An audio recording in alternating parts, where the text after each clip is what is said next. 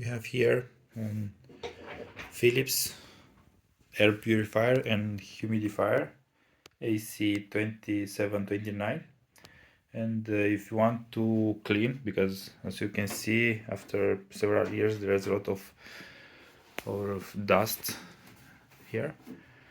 First thing to get it apart, it's to just push this up, and you can find two screws here and here. Without two screws you can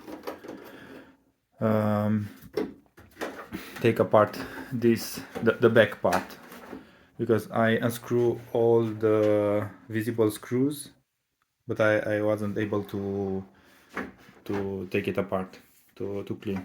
Yeah, after that this part is can be put it away. You need to be careful because it's a connector here, and yeah, as I said, there's a lot of dust inside it. I think this could help other people to clean their air purifier. Yeah, it's dirty inside.